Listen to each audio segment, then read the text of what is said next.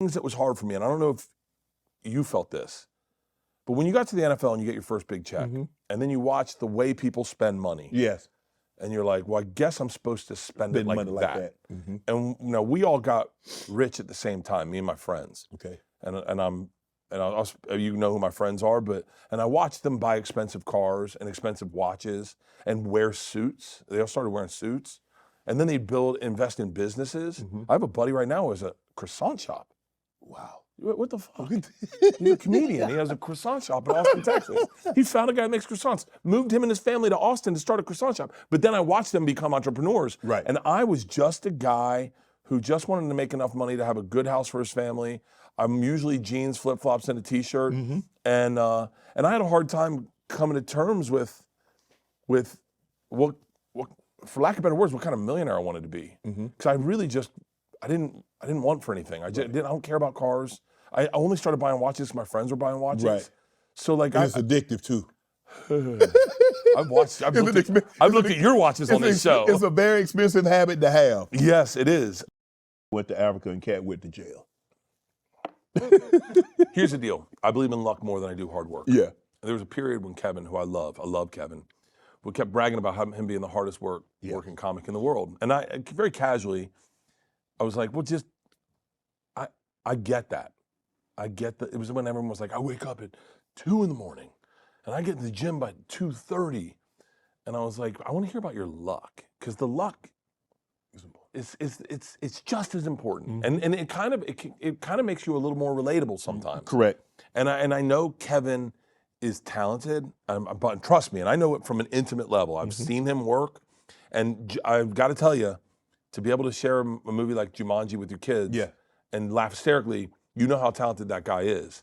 But I do want to hear about the luck. The luck is, and this is folklore, Cat was supposed to do Fool's Gold, and he packed a gun in his suitcase, and he couldn't do it. Right. And they're like, look, we got a size 22 waist and a medium shirt waiting for someone. Do we have anyone small and black that can fit this role? That's what I heard. Right. So I want to hear that story. Right. Kevin, tell me that story, because that makes you relatable to me. Like then I go, oh, like I want to hear the story. So I've always led with those stories of like the luck. And sometimes, you know, comics, big breaks are with luck. Like, and I don't want to whittle this down to that's all they are, but that's the truth. Is sometimes you need that thing. I'll break it down, okay? Bill Burr. I love Bill Burr. Yes. Love Bill Burr. Bill Burr had a viral video of him getting heckled in Philly that went crazy big on the internet. Now, it's luck. He went up. They started, you ever seen this? It's, dare I say, and Bill would disagree, better than the Bernie Mac Def Jam. Wow. Bill Burr goes on stage at the Spectrum in Philly or whatever. And they had already heckled the guy in front of him. Wasn't a great crowd. They started heckling him. There's a list of comics going on. Bill's supposed to do 12 minutes. And he starts doing a joke, and it doesn't work. And they start booing him. And he goes, you know what? You, Philly. Your city sucks. And he starts making fun of them. And then he looks at the clock. He goes, no. You're not getting me out of here.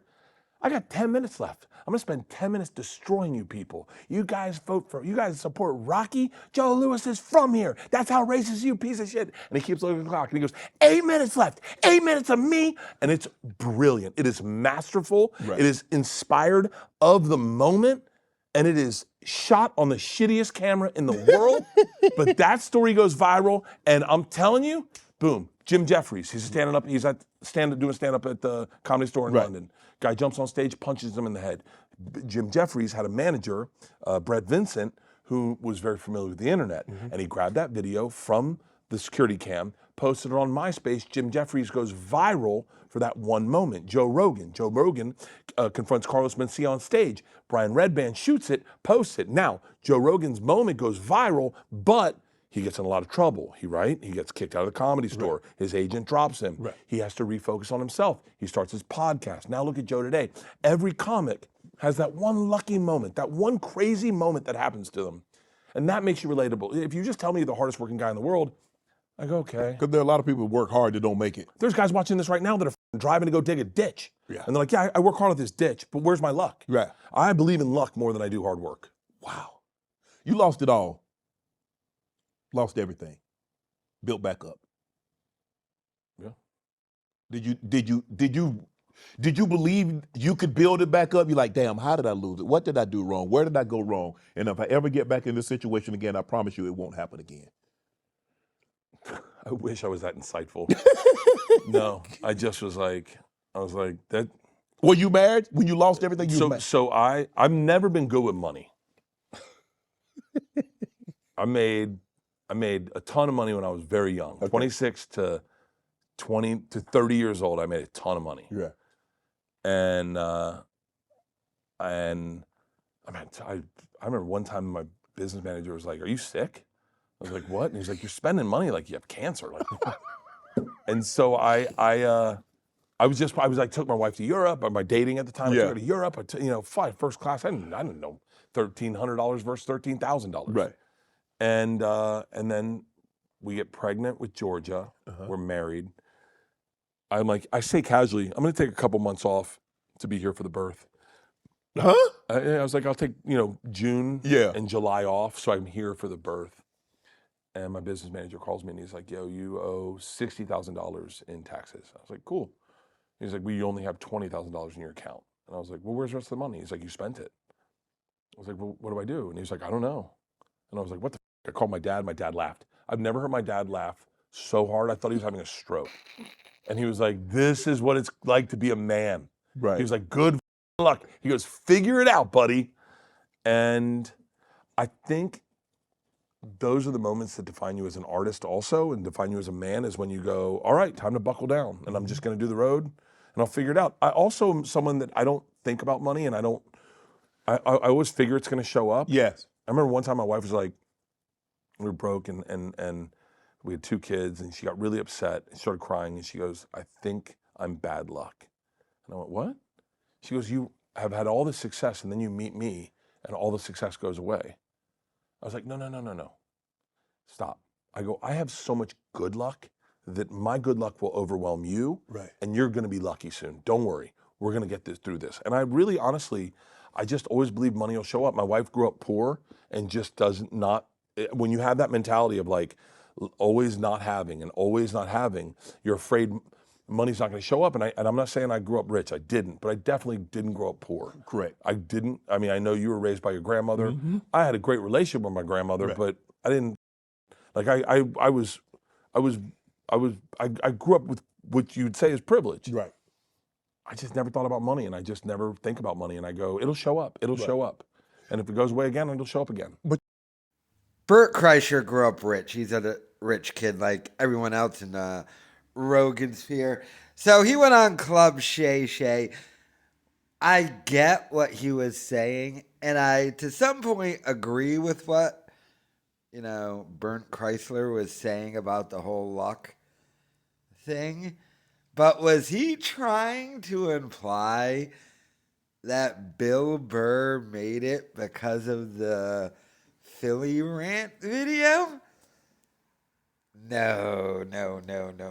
See, now, as I do agree with Bert and his thing in some degree, I disagree in the aspect of where he's coming from it, because he thinks everything's luck because he has no talent and he's just a rich kid who's been just handed everything. So everything to him has been luck. Whereas I think Kevin Hart would make the argument, because like he basically just said Kevin Hart got lucky because Cat Williams did Fool's Gold. First of all, I don't even think Fool's Gold was that successful of a movie. I don't even remember that movie with Matthew McConaughey. I don't remember it being that good. But like, I think Kevin Hart would argue, me, coming up with Bill and Patrice and Voss at the Comedy Cellar in New York, and all the stand-up and doing all the other stuff, that what made me, not just me getting in Fool's Gold. But I think Bert is trying to whittle everyone around him, their success, to what his success is, which is just luck. like, I think Bert got famous and then just decided to do stand up, whereas everyone else did stand up and then tried to get famous from stand up. Like, Kevin Hart wasn't famous, then just got into stand up like Bert did. Kevin Hart started at stand up. So, as I do overall agree, I think the people he called out would have a problem with what he said.